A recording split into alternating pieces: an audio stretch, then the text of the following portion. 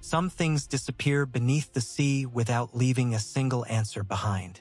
Others come back. And somehow that is even worse. The rescue vessel spotted the merchant ship just after sunrise. At first it looked perfectly ordinary, rising and falling with the slow rhythm of the Pacific. No smoke, no distress flags, no voices, just a weathered hull drifting nearly 600 miles away from the shipping lane it was supposed to follow. Its name was painted across the stern, MV Asteria. Everyone aboard the rescue vessel already knew the story. The Asteria had vanished nearly a month earlier after departing on what should have been a routine voyage. The weather had been calm. The cargo was ordinary. The crew was experienced. Then the ship simply disappeared. The strangest detail was hidden beneath the paint and steel. The Asteria had been designed to stay afloat almost no matter what happened. Thick layers of cork sealed inside its hull made it nearly impossible to sink completely. Even with flooding, the ship should have remained on the surface. And it had. When the boarding team crossed onto the deck, every sound seemed to vanish. The ocean continued moving. The wind continued blowing. Yet the ship itself felt trapped inside an impossible silence. There were no footsteps except their own. No gulls landed on the rails. No ropes creaked. No doors slammed. It was as if every ordinary sound had been swallowed before it could exist. The captain of the rescue team whispered without realizing it. "Where is everyone?" No one answered, because there was no one left to answer. The bridge was untouched. Charts still covered the navigation table. Coffee cups rested beside folded maps.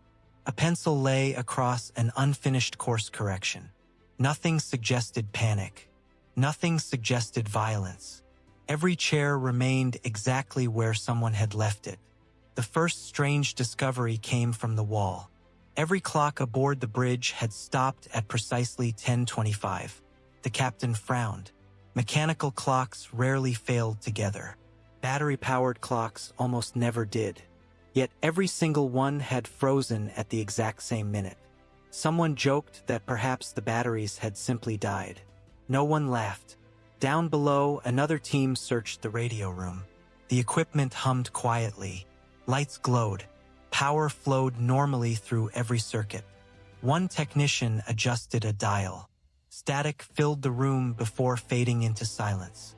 The radio was tuned to the international distress frequency, ready to transmit, ready to receive, perfectly functional. But according to every nearby vessel, no distress call had ever been heard. No desperate voice. No emergency signal. Nothing. It was as though someone had waited until the final possible moment and then chosen silence instead. Outside, waves slapped softly against the hull. The sound echoed through empty corridors. For brief moments, it resembled distant footsteps. Each member of the boarding party turned more than once. Every time they found only another vacant hallway stretching into shadow. The ship felt occupied, not by people, by memory. As the search continued, small details became harder to ignore. Doors stood open without explanation. Cabins looked abandoned halfway through ordinary routines. A novel rested face down on a bunk. Playing cards remained scattered across a table.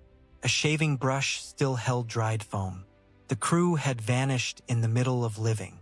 The engine room produced another mystery. The machinery was quiet now, but still warm. Not hot enough to suggest recent operation. Not cold enough to have rested for weeks. The chief engineer stared at the gauges. Fuel remained. Lubrication systems showed no catastrophic failure.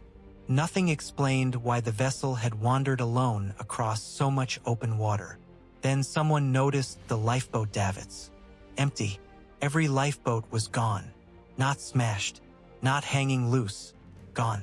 If the crew had abandoned ship, why leave behind a vessel that refused to sink? Why trade steel and shelter for small boats in the endless Pacific? The answer should have been obvious. Yet the question only deepened. One sailor leaned over the rail. The sea reflected the afternoon sky with impossible clarity. It looked less like water than polished glass. For an instant, he thought he saw another ship beneath the surface. Identical, following them upside down. He blinked. Only waves remained. He never mentioned what he had seen. Years later, he admitted he regretted that silence more than anything else. Because after that moment, everyone aboard the rescue vessel began noticing reflections that lasted a little too long. Near sunset, one investigator discovered something resting against a coil of rope, a worn leather doctor's bag. Its brass clasps had turned green with salt.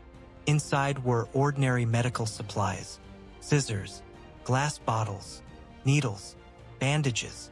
Most appeared untouched, except one bundle. The cloth carried dark brown stains that time had nearly hidden. Nobody could immediately say whether it was dried blood, or rust, or something else entirely. There were no patient records, no written notes, no explanation, only silent evidence that someone aboard had once needed help. Nearby, a trail of tiny droplets marked the deck, not enough to suggest terrible violence, only enough to imply injury. The droplets ended abruptly at the railing. Beyond it stretched nothing except the Pacific. Divers searched below. They found no bodies, no wreckage, no answers. Night settled over the Asteria with unsettling speed. Floodlights illuminated empty passageways. Long shadows stretched across the deck. Several investigators later reported hearing conversations just beyond the reach of the lights. Always faint, always impossible to understand. Whenever they followed the voices, they discovered only darkness. One radio operator claimed he briefly heard breathing through his headset. Slow, measured, patient. He answered anyway. "This is the rescue vessel. Identify yourself." Silence. Then a single burst of static. Nothing more. He never admitted the strangest part until years afterward.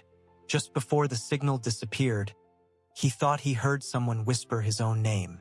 By dawn, every compartment had been searched, every locker opened, every storage hold inspected.